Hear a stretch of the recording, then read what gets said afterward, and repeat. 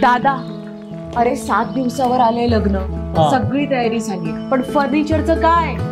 गृहवस्तू भांडार 10 ठिकाणी फिरण्यापेक्षा आपल्याला हव्या असलेल्या वस्तूंच्या हजारो व्हरायटीज एकाच ठिकाणी पाहायला मिळतात, फक्त गृहवस्तू भांडार मध्ये.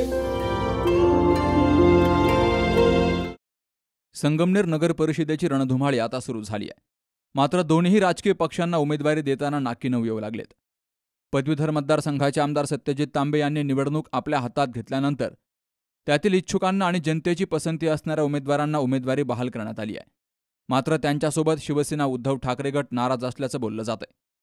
त्यातच संगमनेर विधानसभा मतदारसंघात परिवर्तन झाल्यानंतर आमदार अमोल खताळ यांच्या माध्यमातून नगर परिषदेमध्ये चुरस निर्माण होईल अशी शक्यता वर्तवली जात होती. मात्र महायुतीत देखील काही अलबेल नसल्याचं चित्र शनिवारी स्पष्ट झालंय. महायुतीतील भाजपा, राष्ट्रवादी, शिवसेना या पदाधिकाऱ्यांची बैठक पार पडली. मात्र जागा वाटपात विद्यमान आमदार अमोल खताळ हे भाजपाला आणि राष्ट्रवादीला दुजाभाव देत असल्याचा आरोप करत भाजपा आणि राष्ट्रवादीच्या इच्छुक समर्थकांनी तेथून काढता पाय घेतला. भाजपा समर्थक नेते आणि कार्यकर्त्यांनी थेट अहिल्यानगर या ठिकाणी जाऊन पालकमंत्री तथा जलसंपदा मंत्री राधाकृष्ण विखे पाटील यांची शनिवारी दुपारी भेट घेतली. शिवसेनेचे आमदार अमोल खताळ हे आपल्याला विश्वासात घेत नसल्याची तक्रार करत जागा वाटपात कमी जागा देत आहेत. त्याचबरोबर नगराध्यक्षपद भाजपला देण्याची मागणी पदाधिकाऱ्यांनी मंत्री राधाकृष्ण विखे पाटील आणि सुजय विखे यांच्याकडे केली आहे. तर इकडे विद्यमान आमदार अमोल खताळ मात्र शिवसेनेच्या कार्यकर्त्यांना जास्त जागा मिळण्यासाठी आग्रही आहेत. दावे आणि प्रतिदाव्यामुळे महायुतीत मिठाचा खडा पडलाय. मुस्लिम प्रभागामध्ये राष्ट्रवादीला जागा सोडण्याची मागणी पुढे आल्यावर संग्राम जगताप यांनी मध्यंतरी या समाजाबद्दल केलेल्या विधानावरून येथे राष्ट्रवादीला मतदान होईल की नाही यातच विचारमंथन सुरू आहे. राष्ट्रवादीचे शहराध्यक्ष प्रवीण कानवडे यांच्यासाठी प्रभाग क्रमांक 3 किंवा 4 ही जागा सुटावी अशी मागणीही राष्ट्रवादीनं केली आहे.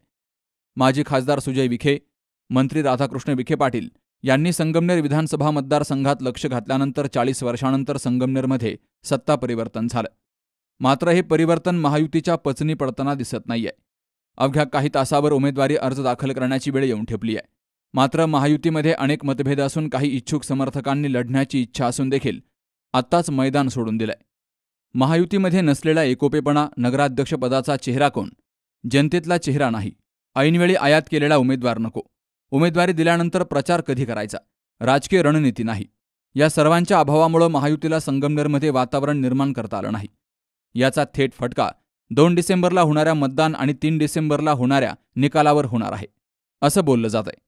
भाजपाचे पदाधिकारी आणि कार्यकर्त्यांनी थेट मंत्री राधाकृष्ण विखे पाटील यांच्याकडेच विद्यमान आमदार अमोल खताळ यांची तक्रार केल्यामुळे विखे पाटील महायुतीमध्ये कसा समझोता करतात यावरच महायुतीतील उमेदवारांचं भवितव्य अवलंबून आहे.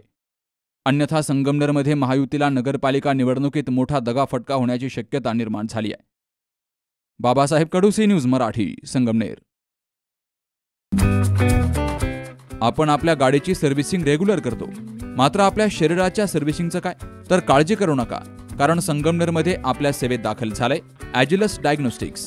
साक्षी पॅथॉलॉजिकल सर्व्हिसेस अंतर्गत सुरू असलेल्या ॲजिलस डायग्नोस्टिक्समध्ये 82 प्रकारच्या शारीरिक रक्तलघवी चाचणी फक्त 2300 रुपयात. भारतातील विश्वसनीय नाव असलेल्या या डायग्नोस्टिक्समध्ये allergy test, thyroid test, cancer marker तसेच इतर ॲडव्हान्स टेस्टसाठी आजच संपर्क करा. Sakshi pathological services, Krishna pride, पहिला मजला, जठार हॉस्पिटल जवळ, ताजनेमाळा, संगमनेर. संपर्क 9822 26 35 63 आणि 8830 16 14 08.